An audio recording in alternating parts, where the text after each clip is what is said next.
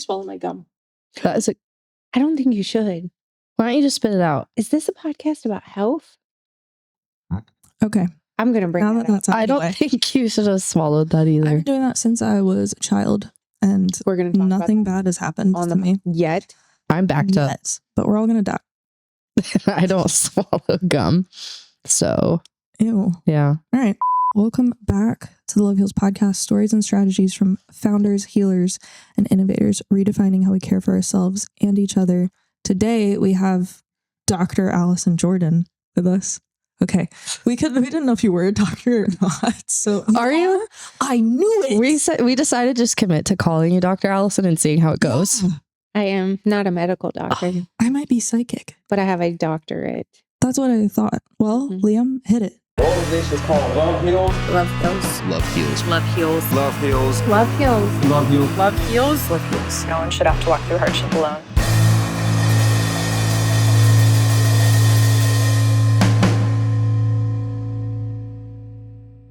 Shout out to our season 2 sponsor, Christine Avery with Realty One Group Leading Edge. She's a trusted realtor and home matchmaker serving Central Virginia, including Lynchburg and Richmond. She helps first-time homebuyers, downsizers, and military families confidently navigate the buying and selling process. Christine is also bilingual and proudly assists Spanish-speaking clients. Dr. Allison Jordan, tell us, what is your doctorate in? Leadership. I didn't know that was an option, honestly. Yeah. All right. Give us your who you are, where you're from, and why you are the way you are. Ooh. So who am I? I am an aspiring stand-up comedian, but I like to go to bed too early. This is great news. Yes. So I want to do breakfast and lunchtime comedy. Okay. Actually, I do. have you ever done any kind of stand-up? I used to be a 9th grade teacher, and I was telling Courtney that was like 6 or 7 hours of stand-up Pure comedy. every day. If we set up She had lots of practice. breakfast space for you, will you come in and do a set? For real. Okay. Yeah. Train. We're doing this. Train. You can open for train to do a be so brunch set somewhere. We could do a water dog. Oh, yeah, it's like what I was thinking. But my peak hours of being an innovator. So that was something that you just said about the intro to the podcast. I love to innovate. I love to be strategic. And my peak hours for my brain to work are from about 5 a.m. until I'm powering down around noon. So I'm an early bird. It's crazy. That is actually, I've noticed I am really efficient before like 12 noon. Like my meetings, I need to have meetings in the morning or it's just difficult. Yes. So there's no telling what I might say here in the afternoons. So you asked me who I am. I am somebody's wife. I am a mom of 2. I have really energetic dogs that don't really know their dogs. I'm an only child. That could explain some things. Yep. I've taken all the personality and communication assessments, so I'm very aware of what I'm good at and definitely aware of what I'm not good at. What's your Enneagram? Ooh, that's a frustrating one for people. I lead with a 7, so my highest number is a 7, but I'm almost a 3-way tie. So I'm a 7, 8, 3, and that used to really aggravate Claudia. And all of those are disruptive.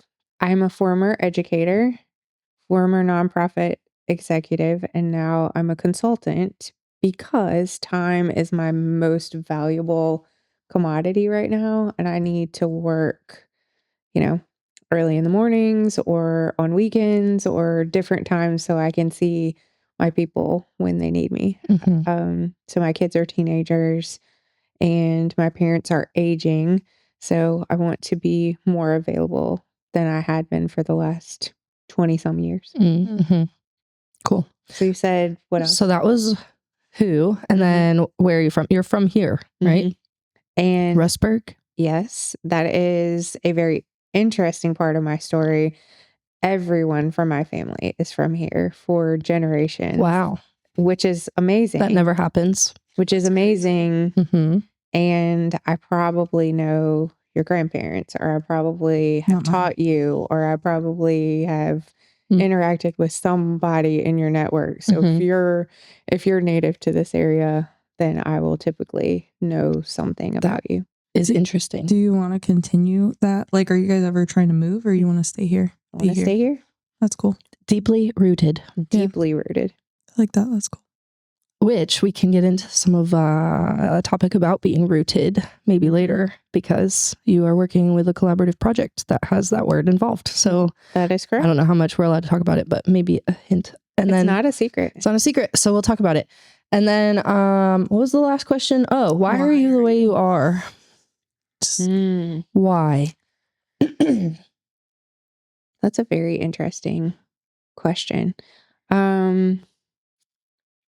I am an only child, and I grew up with a huge extended family. So I do like being by myself and being very independent, hyper independent, a leader. And I love being a part of community. I was in a very collaborative, healthy family dynamic. I don't have church hurt. Like, I'm not deconstructing anything. I'm not. Isn't that crazy? Yeah. Lots of K-12 exhaustion, K-12 stories. I mean, I have stories of ninth graders for days and days. Good stories, bad stories, both. All of them. Just everything in between. So much joy, so much laughter, so much that you would never expect. I'm pretty go with the flow. I'm definitely not type A at all. I married him. Really? I married that. I feel you project type A. I feel like that's what I get. Really? Is that what you thought when you met her? Oh, yeah. No, Yeah. definitely not. And I Perfect. can always see multiple ways to get to a solution or multiple solutions that I'm okay with. How did I get? I'm in the middle of a really interesting. It wasn't a crisis. Maybe it was for a few minutes, but I'm a few minutes. I'm into like 4 years of a midlife reset, and I really love 44-year-old Allison as much or more than I've loved any version of myself. That's really cool. What is your like driving factor then? Because a lot of people, their driving factor is church hurt, family trauma. Like their driving factor is something that they're healing from. So since you had such a healthy, and I know a little bit more about myself because of the community that I run with right now. So I've done the ACEs, so I don't have any adverse childhood experiences. I don't have anything on the ACEs. So shout out to my parents. Good job. Amazing. To the Jordans. they should be studied. Oh, wait, no, the Jordans not. What's your family name? Jennings. The Jennings. Yes. Okay. That makes sense. So I don't think I'm coming out of trauma. I think I'm just continuing things that my family members have done forever. I think in abundance. I think in collaboration and generosity. Naturally. Most of the time, yeah. That's really cool. Most of the time. Yeah. I mean, I've done some stuff, Right. you know, that if looking back, I should go on an apology tour when I thought that I knew what it would be like to raise teenagers or That's live funny. with them, or, you know, when I was climbing more of a leadership ladder, you know, once you know better, you do better. That's very true. And you grow through what you go through. Yeah. There's the Allison one-liners. Okay. So Allison, you're on the podcast today because we have learned a lot from you over the last 2 years, whether or not you know it. I just started learning from Allison recently. Yeah. True. Well, that's fair. Where have you been all my life? She's calling me 4 times a day, and we just I'm hiding. Sarah and I just had our deepest conversation ever less than a week ago. Yeah, I was like jumping up and down. I was like, oh my gosh. This is Sarah is the, she loves people too, but I'm the more outward. And then you're like, mine's a little more earned. I'm an Enneagram 6 loyal skeptic to my core. Okay. So like my people side is very earned, but once I'm there, I'm like locked in. Like Okay. the loyalty is very strong. But No, I will talk to anybody, and then I'm sorting people as I'm talking I've always to them. sensed that. yeah. Yeah. So I first met you at Iron Lives. You were the executive director. I had this idea for something that we're actually now doing. So it took 2 years to figure out how that process was going to work. And it wasn't even called Love Heals Live at the time. I think it was called Love Heals Every Day. Same concept, different name. And I'd approached you about it in Iron Lives. I mean, that was when we kind of got to meet you. And then we went to your opening of the new space where you guys had the Amplify program and there was music students coming through and there's a lot of synergy. And you know what's funny about that? Tell me. Is I was leading a nonprofit that stepped into a space that I hardly ever dabble in. I don't listen to music. I know, which is why I keep sending it to you. I know. I don't know what that says about, yes, I do. My brain is loud and I typically don't listen to music. You just let your brain do the soundtrack for you, kind of. Sounds terrifying. Do you ever have does it ever quiet down? Very rarely. I've heard that other people have quiet brains. I don't know what that would be. I don't either. I need quiet time sometimes. I can't listen to music in the morning. Yes. I try not to. Yes. When I'm doing my makeup, but my brain is going. Yes. Yeah. Yes. Yeah. All right, keep going. And I hope this involves the story of the hilarious encounter with the energy drink. That was actually a big one. Okay. Thank you for that because I've been saying that we'll get to it, but I was saying that for 2 years. I feel like I changed your life. You changed my life for sure. Good. Thank you. Because I changed your Sounds life. like we need to transition into the hilarious story of the energy Okay. drink. So Allison was also involved with 518 and Vision 30, which Vision 30, I mean, I'll let you're like the Vision 30 Collaboration. Collaborate. Yeah. So you go ahead and share what Vision 30 is. Love Heals is a part of it. And then we'll share what the gathering was, why I was there. Yes. Strung out a little bit. So Courtney and I, that sounds really bad. I kind of in a good way. Yes. So Courtney and Sarah and I have run parallel for the last few years because we're out there trying to help the people, trying to be more collaborative. And I'm a consultant for a group called Vision 30, and that is a God-sized goal that by the end of 2030, that all children in this region will be safe in their family or a family setting surrounded by a faithful community. So there's a group of people that gets together regularly, and we talk about, we educate, we mobilize, we collaborate around how to make families safer and stronger. So Courtney shows up to a gathering. How long ago was that? Sometime last year, probably around this time. Yeah. Yeah. Okay. And you're holding a jug, a vessel of an energy drink that was large. And you say to me, without ever blinking in this entire exchange, what do you say to me? I said, I've been having a really hard time sleeping and I have so much anxiety at night and I just am going crazy because my mind was racing and I was just having a lot of impulsive thoughts that wouldn't turn off. Right. And so this is one of the women that's leading out an organization about health and about how important the importance of putting healthy things in our bodies and things and she's holding a vessel. Mind you, our fridge of chemicals. Our fridge was full of them. She would take them free from the gym because she works at a gym. Yeah. So there's probably 20 cans of those that were in the fridge. I was stockpiling them. And I think at one point you said, without blinking again, there's a whole pallet of them. And I think they're out of date. So they can't sell them. And I just can't. And I said, when was the last time you had water? She did bring the pallet. She took the pallet, by the way. It was a free beverage. I had to take it. I have a problem. I really do. I'm like a raccoon. Right. So I was genuinely worried for your health, for everything. And you were genuinely worried also for yourself. I was genuinely irritated. Right. So you took the can out of my hand and I remember you reading the ingredients and then you said, stop drinking these. Right.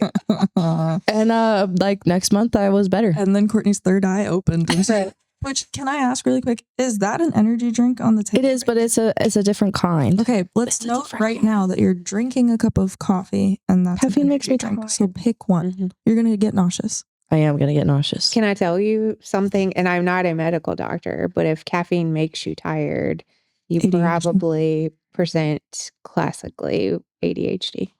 So Thank if you. a stimulant makes you tired, then that's how I you took know. a pre-workout once before working out, and I went into the hydro massage bed and took a nap for 30 minutes.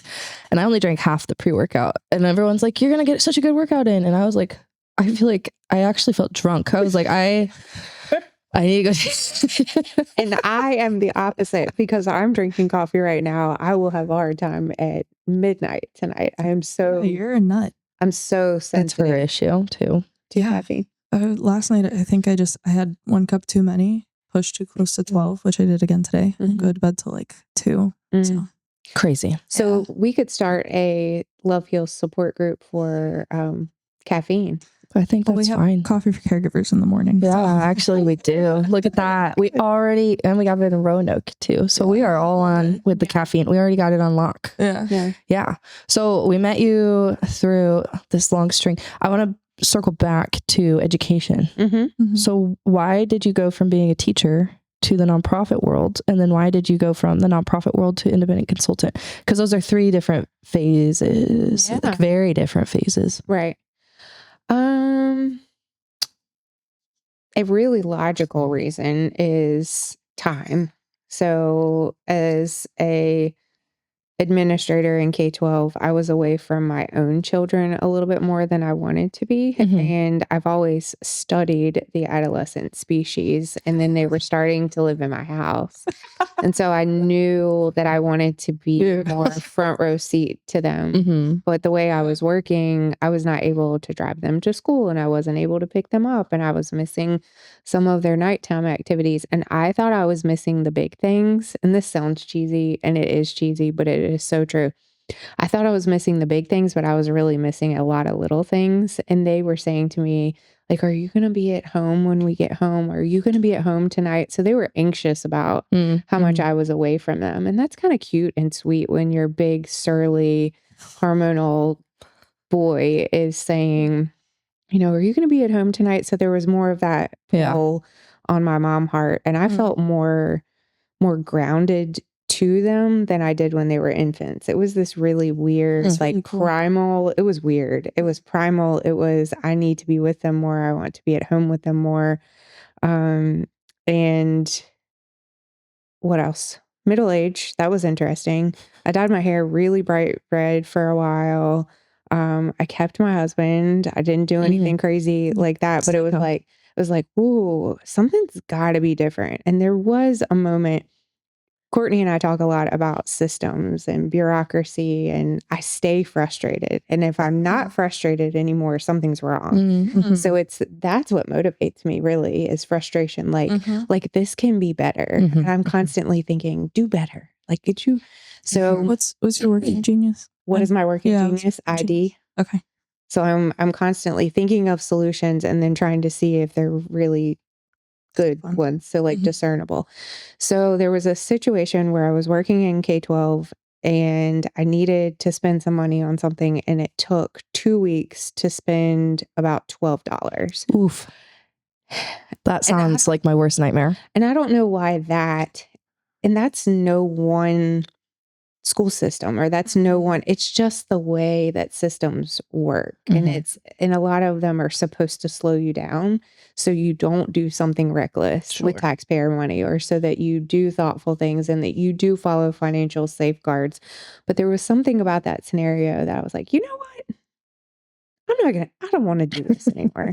And people kept saying, but you can't leave. You need your retirement. You need this, you need that. And I thought, this is so crazy. I'm 40 and we're talking about something 20 some years off. So I made the jump because I am restless. I love change. I love change. And I wanted to go see what it's like to support the same community in a different way. Okay. And so nonprofits are adjacent to K-12. In a lot of ways, they were partnering with K-12, but it felt somewhat helpless to be the group that people look to change children and families and you had them for 6 hours out of the day. Mm. They're a lot more hours.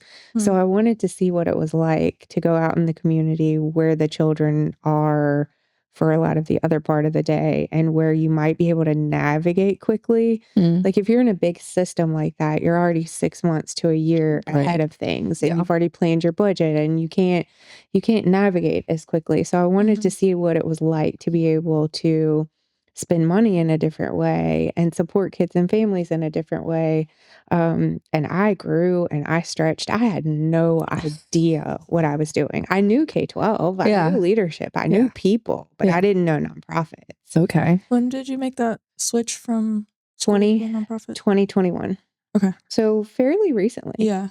So I left my nonprofit gig in 2024 because I feel even more like, oh my gosh, I have a kid who's in my house who is going to be out of here in no time. It just felt like the hourglass was moving a little too quickly, and I need to figure out how I can be the most present for them.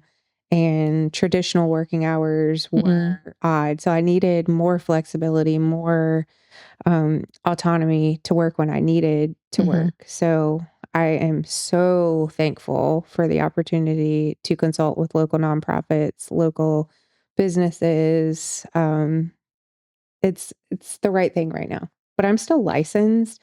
I'm still certified, sometimes certifiable. Back to being a teacher, maybe Yeah. gym.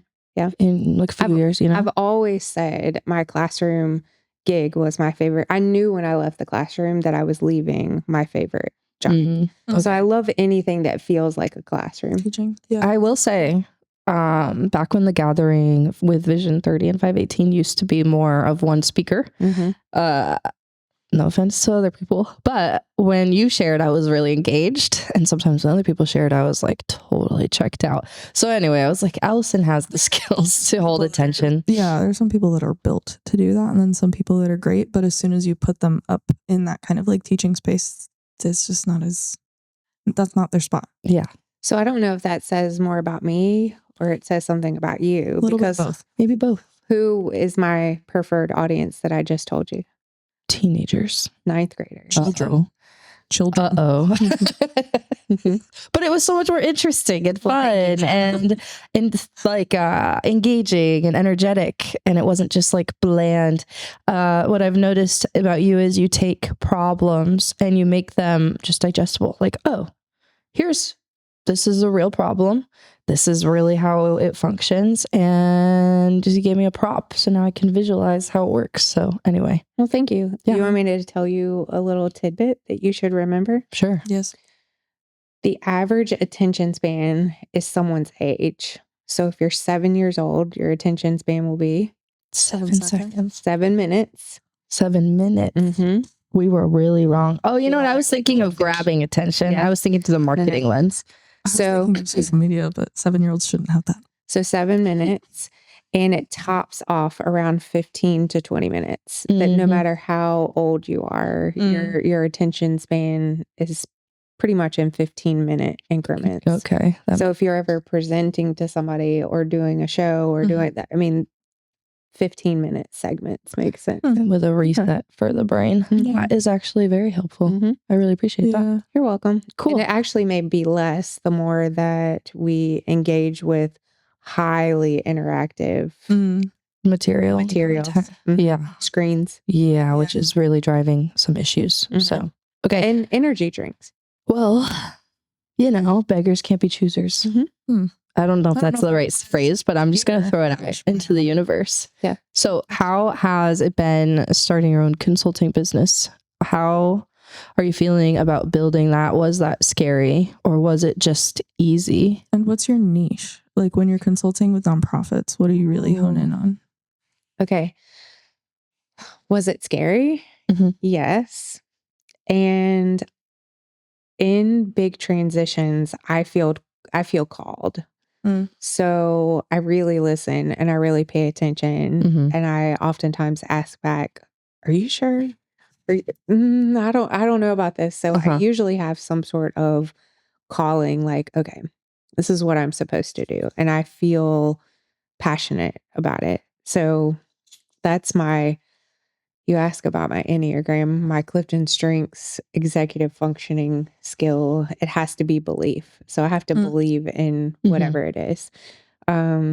So I believe in what I'm doing, and it was scary. I thought I could do it.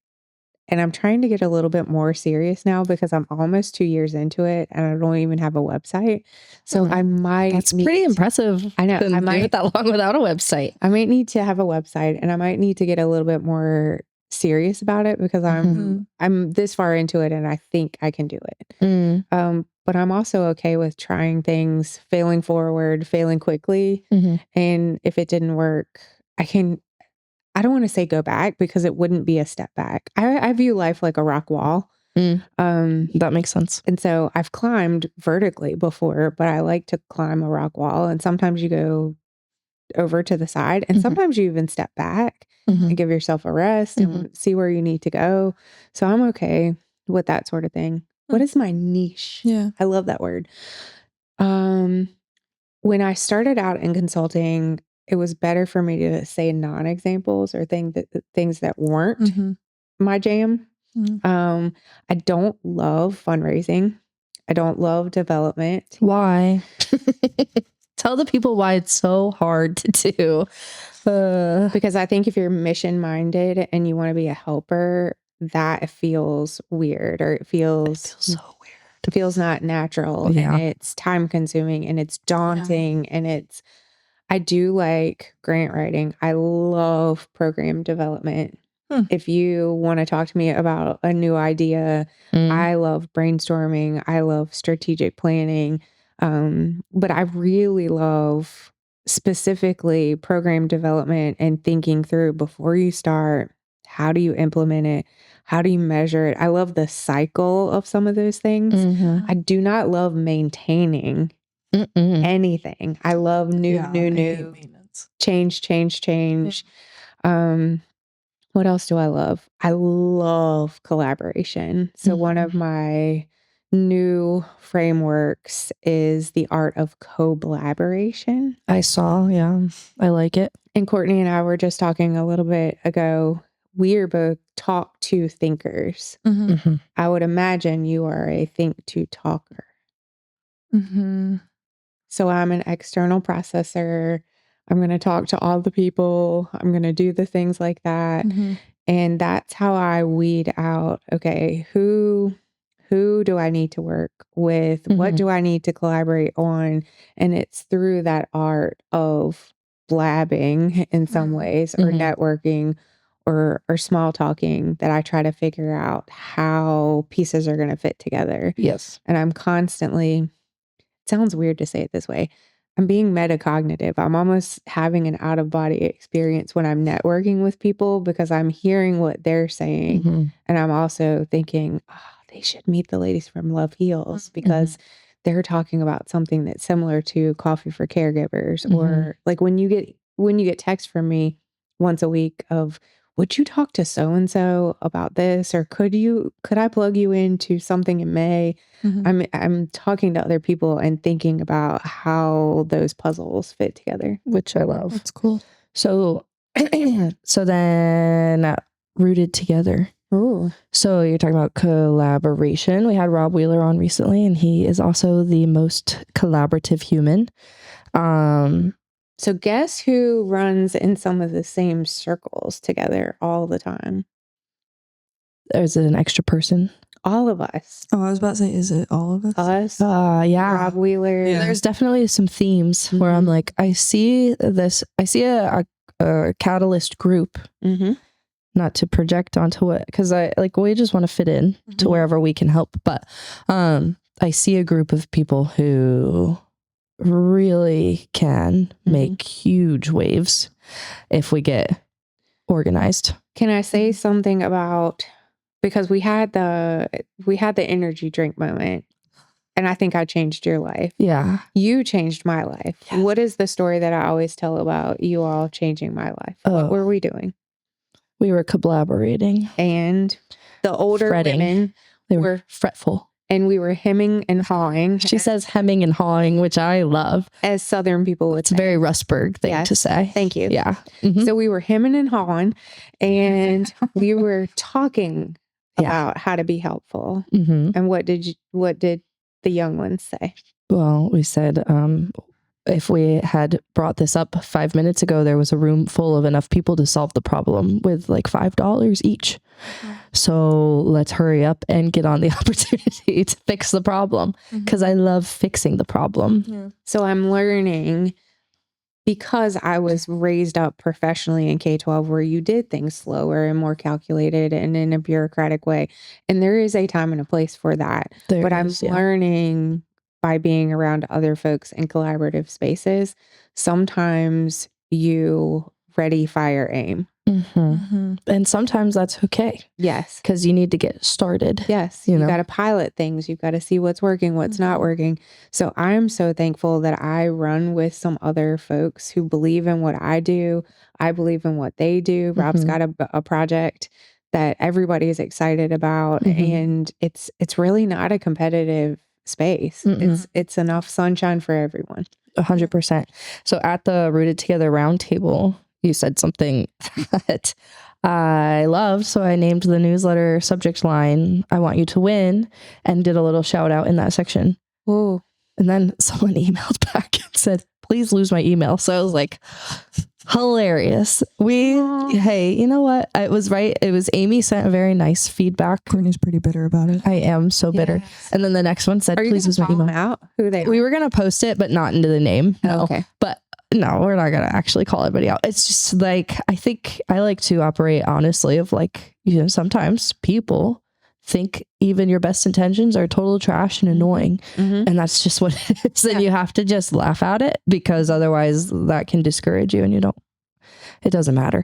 But I thought it was funny. So anyway, I named it that because at Rooted Together, you had brought up, and I'm going to guess it was you and Christine Kennedy, right? Talking about winning together, needing these people to win. So explain that in your own words again. What were you and Christine Kennedy seeing, and what needs to win? Why? Who? So first, I'll tell you, Rooted Together is going to be an event that's happening here locally in November, when the author of Rooting for Rivals comes to Lynchburg and talks more about that book. So the book Rooting for Rivals, somebody gave that to me years ago and said, "I think you would like this." And it's usually me prescribing books to somebody else. So somebody gives it to me. It was the first time I had ever read anything that put on paper what I felt about collaboration. Like, there's enough sunshine for everybody. We can win. What if rivals rooted for one another? What if we just made folks more generous? That it doesn't have to be scarcity, and it doesn't have to be competition. And not everybody operates like that. No. And it was so nice to see in writing, with some examples, with some research, because I'm nerdy like that. So I started to hand out copies of that book and try to find who else had read it. That's how Claudia and I became friends.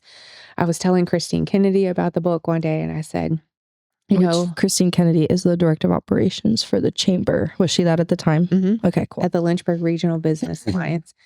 And I was saying to her, I worry more about people who don't have rivals. And she said, "What do you mean?" I was like, well, the way that the systems are set up, we have systems in every community that won't ever have rivals. They won't ever have competition. And oftentimes competition makes you better. It makes you more efficient, more productive, more whatever, better for your consumer.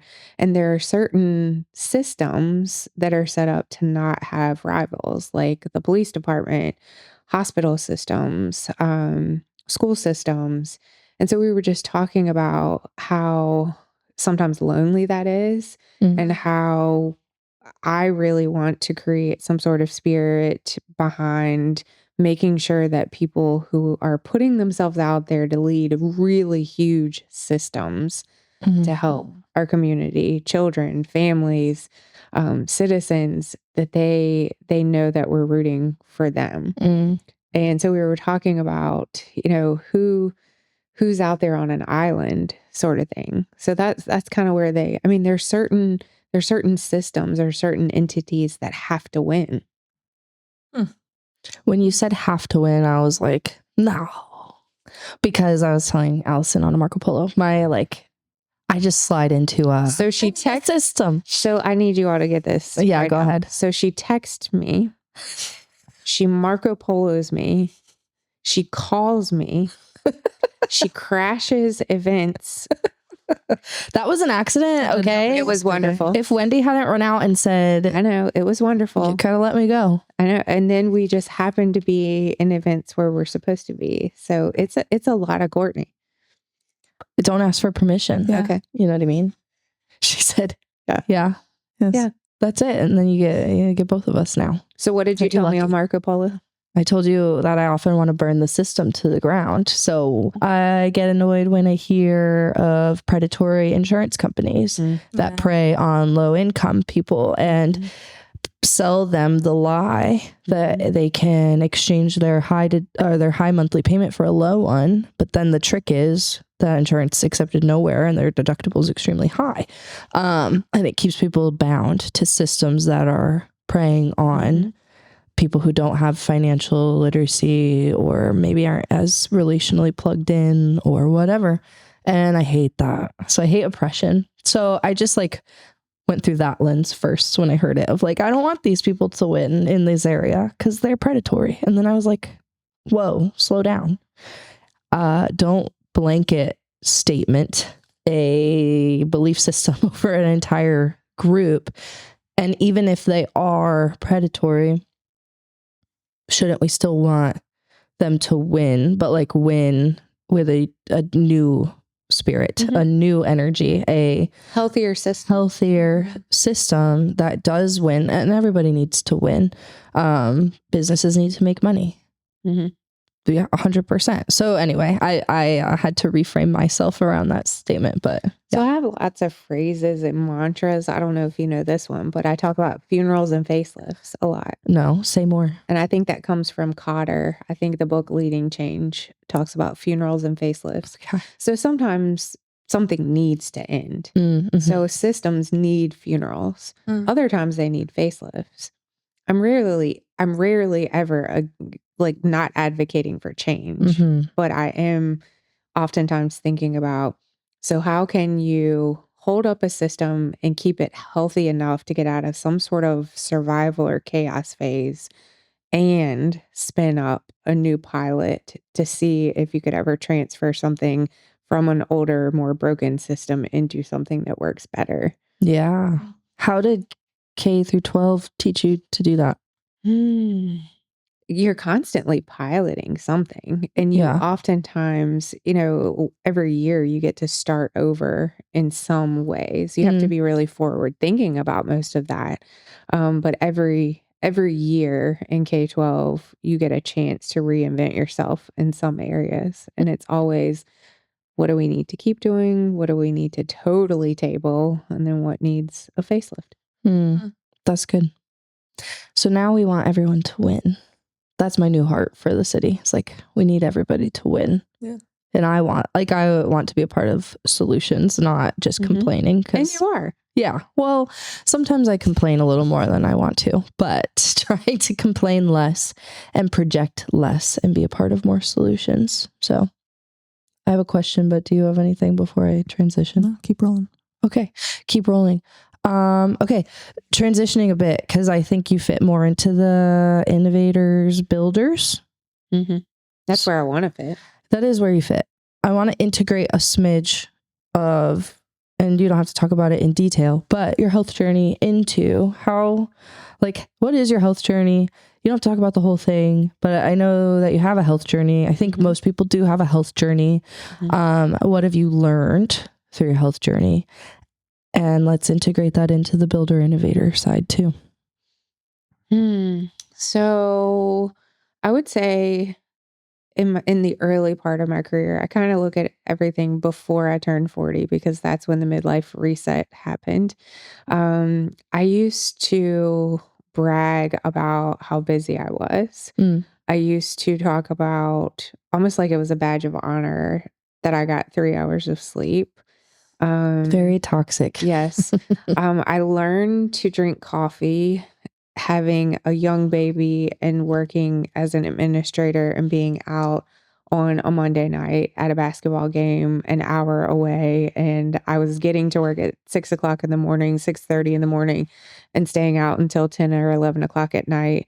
So somehow I glorified being busy, over caffeinating, being tired. I used to tell people and be proud of it that I got a doctorate while the rest of my family was sleeping. So I programmed my body to go to sleep when the babies went to sleep, wake up in the middle of the night, because nobody other than me sacrificed. My family didn't sacrifice if I woke up at 3 o'clock in the morning and worked from 3 to 6. They didn't have to sacrifice.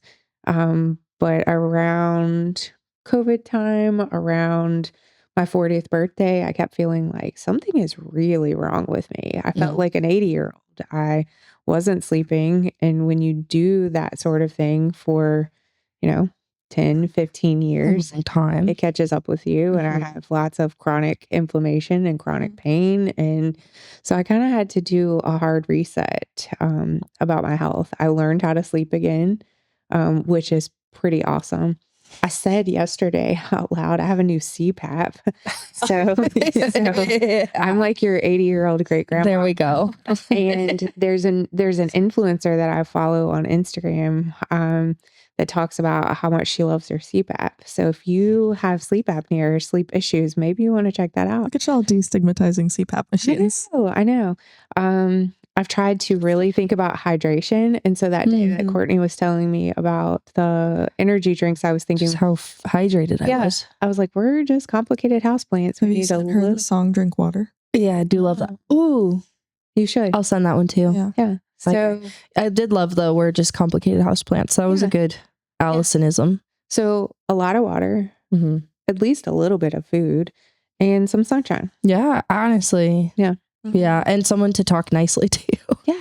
Yes, maybe a little nice music. Somebody to talk nice to you. Threaten my plants a little bit when we move. I'm like, if you die, I will do something drastic. And they're doing great. Oh, good.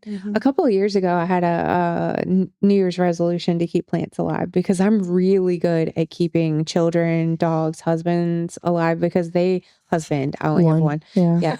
Clarify. I have multiples of the other, but they remind you that they're hungry or thirsty. Yeah. And plants, man, just water them when they start doing this. I run a fruit, vegetable, and plant hospce. Like it's a really slow, comfortable, gradual situation for them. Yeah. That's nice. Yeah. You just keep them company as they're on their way out. Yeah, like I'm just doing that. So that's nice. You're really filling a gap.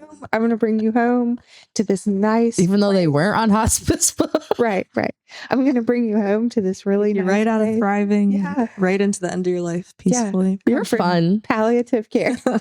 Wow. Yeah. Plant hospital. Yeah. Don't send them with you. So I was going to tell you one more thing about my journey. So yes, please. I listen and I'm constantly collecting things, names of people, ideas, solutions. So there's a theme. Christine Kennedy is one of my mentors, and she was telling me late last year. This seems like we're already way into 2026. Like whatever was January. It's already over. Yeah. So she was telling me late last year, I was talking to a local realtor named Carl Miller, and he was telling me about his morning routine, and it's a book called The Miracle Morning. Okay, so she says a book. She's talking about how it's changed someone else's life. So I've started doing what they tell you to do in The Miracle Morning. I read it in December, started doing it in January. It is so much fun. Okay. And you have to start your morning with meditating. Oh, okay. So it's a set of 6 things that you have to do every morning. And I won't tell you all the things because they're probably proprietary. But if you want to have coffee with me or take a walk or something, I'll tell you what it is. But you have to meditate. That's you cool. don't start with looking at your phone. You're not supposed to hit your snooze button. You're really supposed to get up and look forward to your morning. But I'm a morning person. So it wasn't a hard transition for me. And that has been a really interesting thing so far this year. And I can tell a difference in my outputs and my motivation. I listened to a Jay Shetty podcast, and I don't know if he was doing that off of the same concept, but it was a very similar concept of like, I think it was 5 things you do in the morning, which I listened to, got really excited about, and implemented for like a week, and then I forgot. But it was like no phone. One of them was like not looking directly at the sun, but spend a full 5 minutes like after you do the meditation, no phone, of silence, and then you do like 5 minutes of either like sitting in the sun, eyes closed, or somewhere where your face is like towards the sun. Do you know why that is? Because my mom got on that kick not too long ago. No, do you want me to tell you why? Yes. It sets your circadian rhythm? Yeah. To where you look at the sun, and then a certain amount of hours later is when you should go to bed. Natural melatonin starts to kick in. Like chickens. Like chickens? Yeah. We're just like complicated chickens. I know. Have Is you that ever a watched thing that chickens do? Yeah, I always watched chickens. Yeah, the first thing in the morning, they run out and stare directly at the sky. So I tell people I'm like chickens because when the sun goes down, I'm ready to go to bed. So is that what chickens do? Okay. And they put themselves to bed. You don't have to tell them to go to bed. That's fun. I've never thought about if I had to tell a chicken to go to bed or not, but now I know. Now you have thought about it. I have. So country people say I go to bed with the chickens. That's amazing. That's not what they mean. I'm going to start saying that more often, even though I don't go to bed with the You're gonna chickens. use it correctly though. No, I'm going to use it whenever I want to use it. when it doesn't make any sense. I'm going to say it whenever I want. You're like, see you tomorrow. Yeah, well, I go to bed with the chickens. I love unhinged phrases at unhinged times. Is my favorite thing to do. Okay. Mind, body, spirit. Sounds like you went on a journey of physical, but affected your mental. How'd that affect your spirit? Definitely. I mean, I one of the pieces of this morning routine is spiritual. I don't know. I'm always doing those things. How are you not? I don't even know how to answer that. Like just it's always been in progress, you're saying, or like you're always working on the spirit, or because you had your health kind of fall from years of, I'll say, workaholism or whatever, and then the mental is the American, which I think we're starting to break free from, but the American drive to brag about your workaholism, which I had too, and I'm trying to learn to celebrate sleep and celebrate eating and cooking at home. I didn't have hobbies. What do you have now? Do you have hobbies now? Some. What are they? I'm working on them. I'm starting to read, and I'm starting to read for fun. We go to the gym sometimes. I hadn't done things like that. I have lots of friends, but it was weird when I thought, what are my hobbies? My hobby is work. That's what I do. That's what I do for fun. And I absorb my children's hobbies. So for a while, and in some ways, I don't mind losing myself to them or for them. And when they're not in my house anymore, who am I? So, That's a crazy question. Yeah. So I've had to be really cognizant of that. Yeah. And the whole spiritual thing, I am constantly thinking about, because I stay up in the stratosphere, I'm very rarely landing the plane. So I'm always wondering about why things are and what's happening and what's the bigger picture. And I am constantly thinking about things for the better good. Even if I never get to see the fruit, even if I never get to see the harvest, I'm okay with that. But I'm always in my head a lot. It's hard for me to be grounded.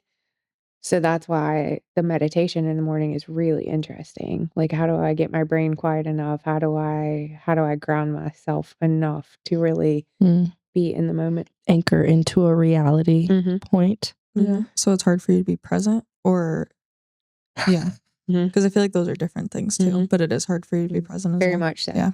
Because I'm usually thinking, I'm a history teacher by trade. So I'm usually thinking about how did the past inform what's happening right now? And then what's going to happen? I worry a lot. So anxiety is my default. So I worry about the future. So it's Yeah. it's very hard for me to like be in the moment. Yeah, best indicator of what future behavior is past behavior, that kind of thing. Yeah. That's fun. Okay. Well, not fun. Actually, anxiety is not fun at all. But Deep. it is. I mean, anxiety drives. Negative things can get you to really good places. Mm-hmm.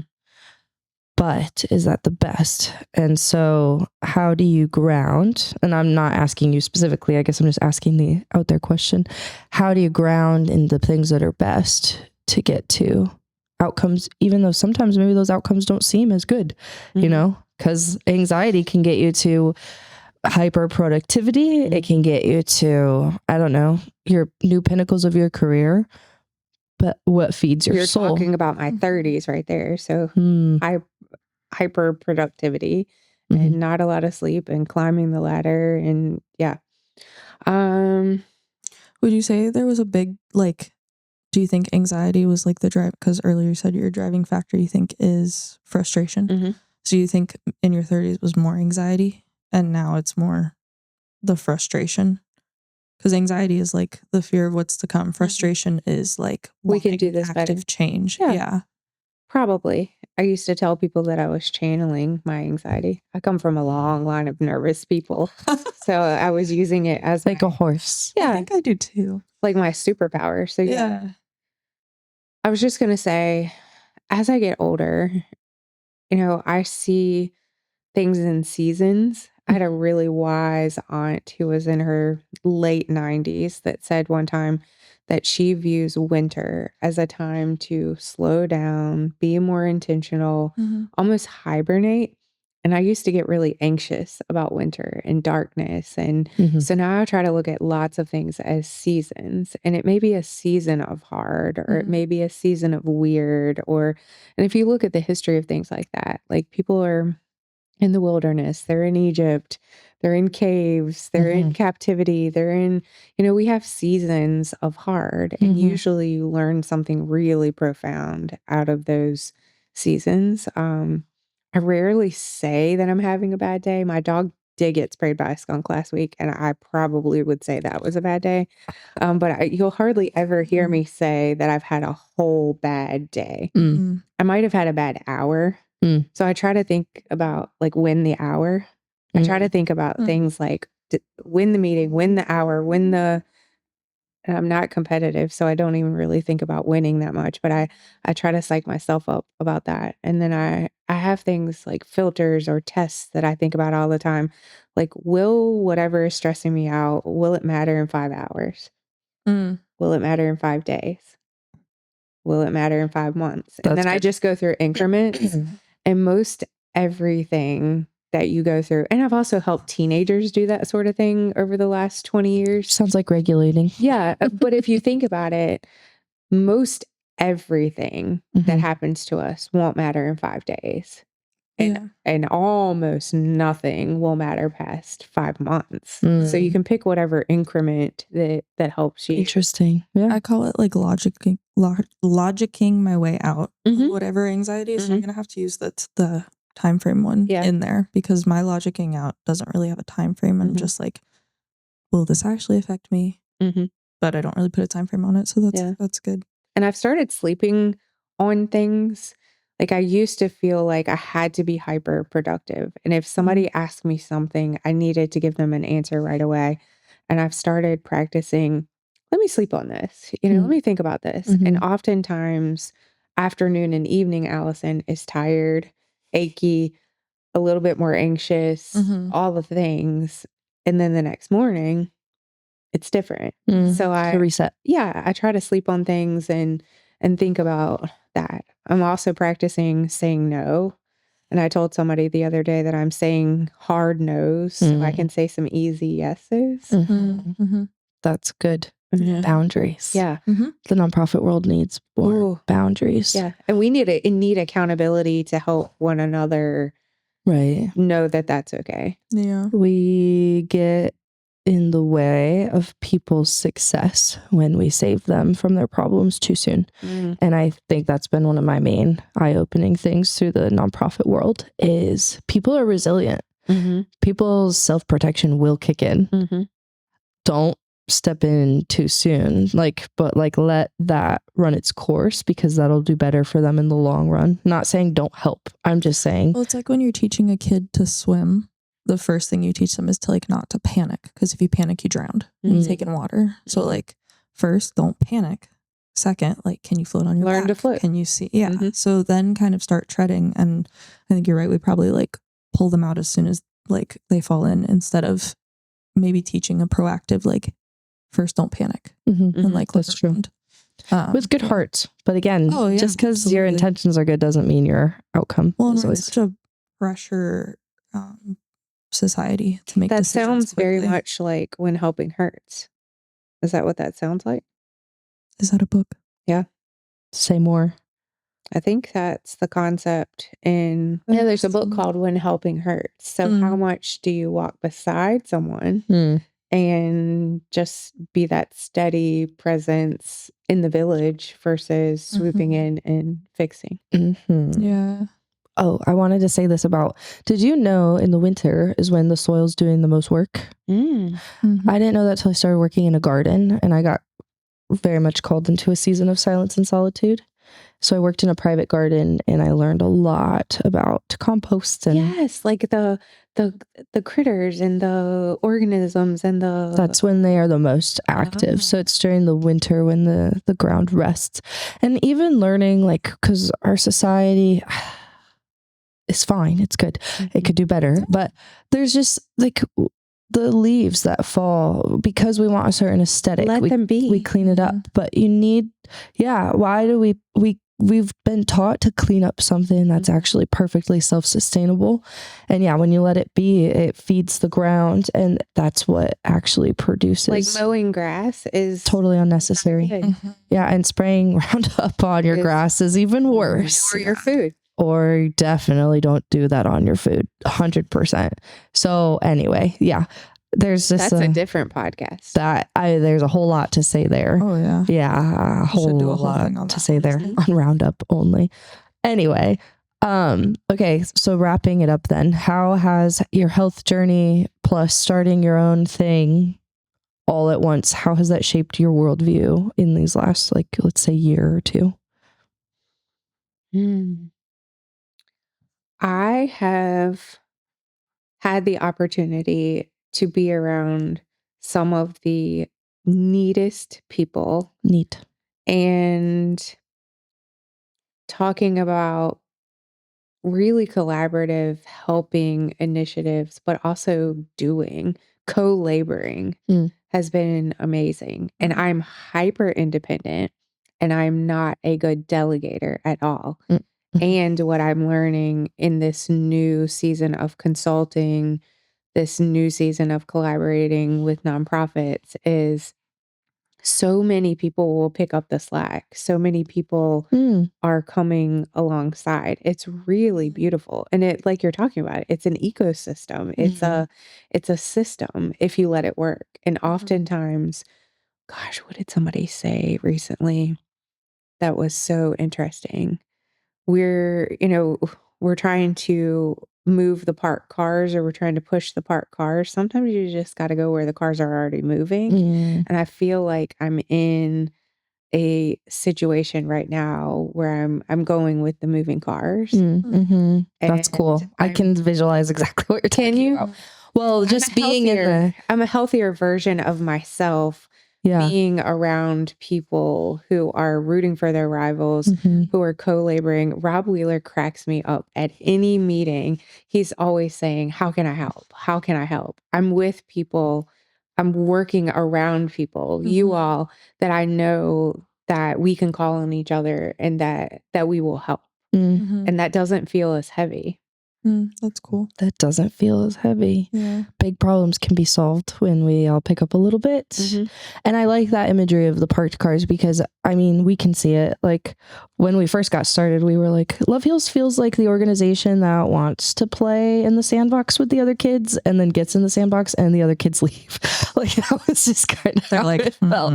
They were like, no, but that was the energy drink. That was my energy drink. Well, I was telling someone on Sunday, I was like, yeah, just like catching them up. I was like, yeah, Love Heals is good. I feel like Love Heals is happening to me right now.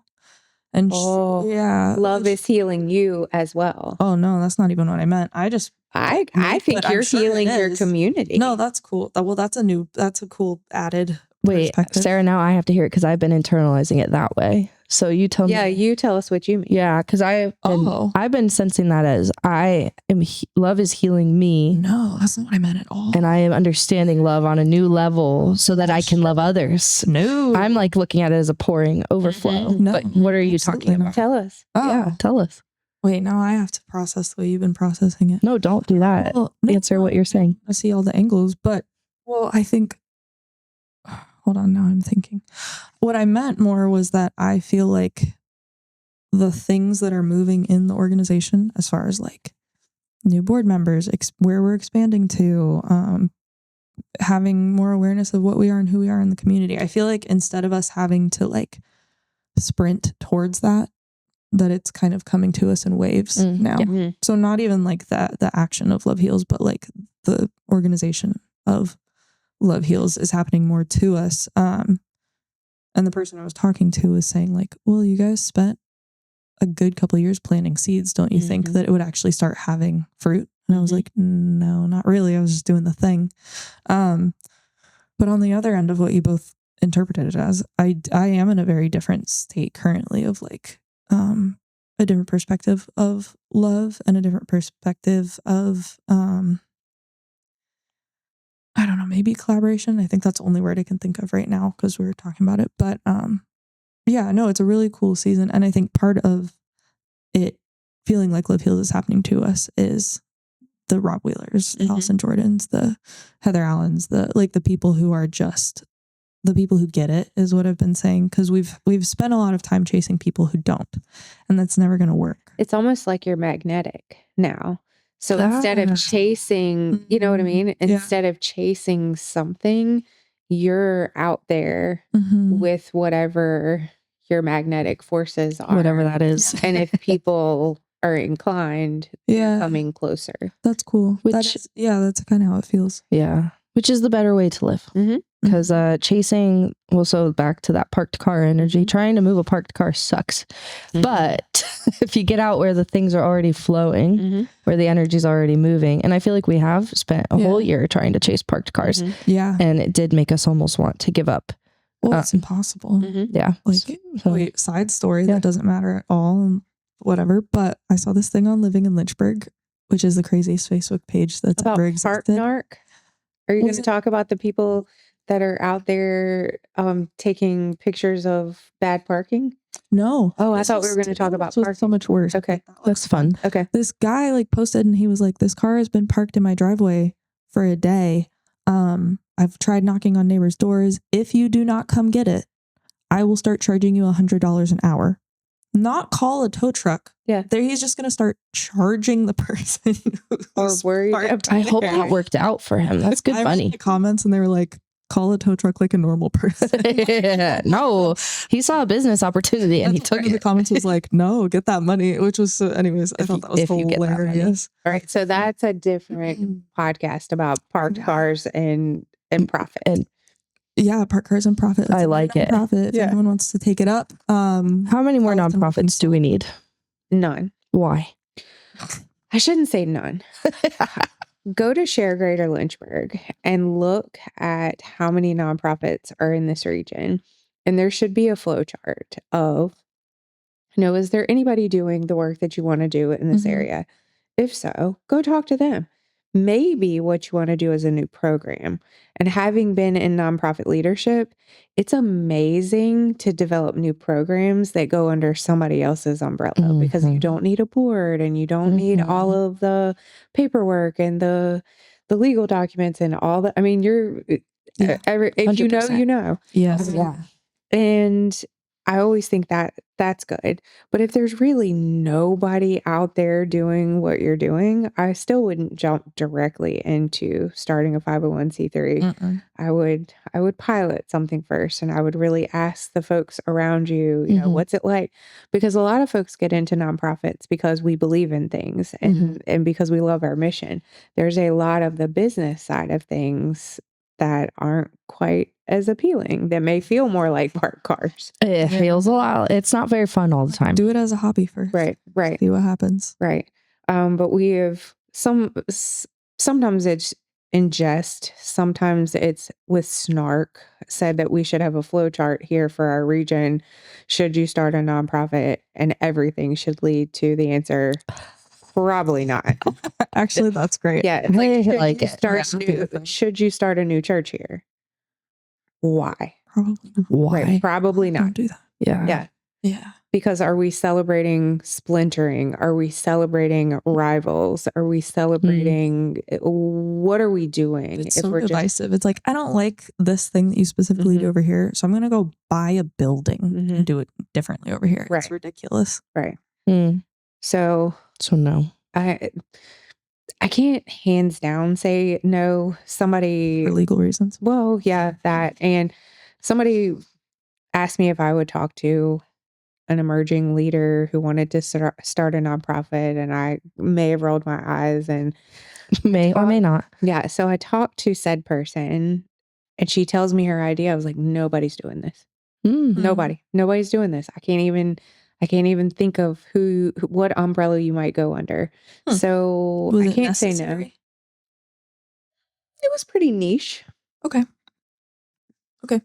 So I can't say no. Yeah. But I wouldn't start there. I wouldn't lead with, and then I would ask yourself why. If it's about ego or about legacy, yeah, I don't know about that. Join someone's board, volunteer. Yeah. See if you can pilot a program somewhere under somebody else's umbrella. Yeah. I would say start there. I would agree with that. That's great. All of that. Yeah. Well, do you have anything else before we? What are you looking forward to coming up in this collaborative, exciting builder innovator space? I'm always looking forward to things in this space. What am I not looking forward to?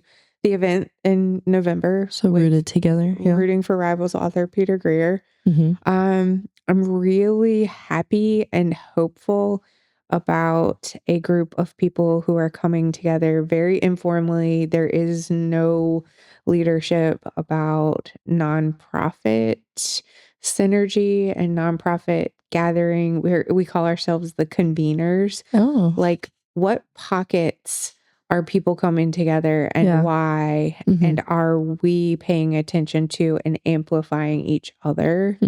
So like Vision 30, the Business Alliance, AFP, Share, Junior League, United Way, getting people who regularly bring nonprofit communities together, getting those folks in the same room and talking about how can we help each other and how can we help our nonprofits. That's been really fun. That's like a Russian nesting doll of like something. Okay, so that's crazy. my brain. My brain is some sort of Russian nesting doll of like Your brain is Russian. Yeah.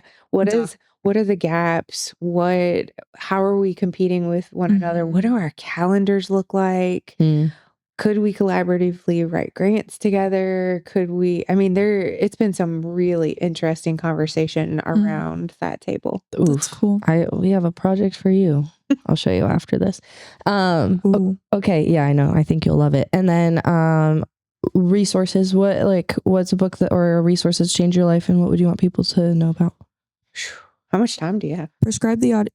You can write two prescriptions. The audience a book. Oh yeah, and an idea. A book. I can't do a book. I've talked about rooting for rivals a lot.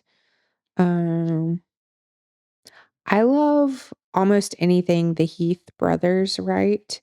So Switch, Made to Stick, the idea of change management. Unreasonable Hospitality was a really good one. That book got me. We even went by the restaurant in New York City just Yeah. because Hard to find. hard Yeah. to find. Unreasonable Hospitality may be the one from 2025 that I just think, wow, it doesn't have to be that hard. Buy him a hot dog. Like when the 5-star No restaurant, context. yeah, when the 5-star restaurant serves up a hot dog because somebody Yeah. had not had a New York hot dog. Yeah. Mm-hmm. Yeah. So maybe Mhm. that one. Okay. Rob Cool. suggested that one as well. Oh, did he? And he threw out your suggestion of live it, pin it, something, dream it, pin it with live Dream it, pin it, live it. Dream it, pin it, live it. Yes, I told him that one. Well, if Rob said Unreasonable Hospitality, Yeah, I'd just it made say my something mom buy different. it. My mom already bought it.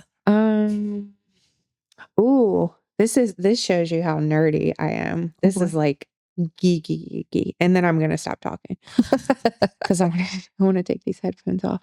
Fair. Positive deviance. Okay. Ooh, So the idea of like I'm geeky excited is this the about idea or is this a book? Okay, it's a book, but it's also an idea. Okay. So if you think about statistics, the deviants are your outliers. And typically in statistics, and again, I'm not a statistician, so if I say this wrong, just don't. Sue me. Yeah. So typically you don't pay attention to your outliers because they're outliers. Mhm. This book and this concept is so fascinating to me. So I'm going to use the blue zones for an example. Love blue zones. So if you find an area of the world that has a blue zone, go there and see what they're doing that's different than other places. And so they use the positive deviance of malnutrition in a village in a third world country. Don't pay attention to do pay attention to all the bad things that are happening. Find the positive deviance and see if you can figure out why they are working. And that has really, really been interesting to me. That's a great example. Like you can be incredibly overwhelmed by all the bad and kind of chase the good and see if you can figure out what's good and can it be replicated. And that's a book that I just finished reading. So if you're wondering what I'm reading, and I mean, it's stuff like that. Like, are there positive deviants in health? I'm sure.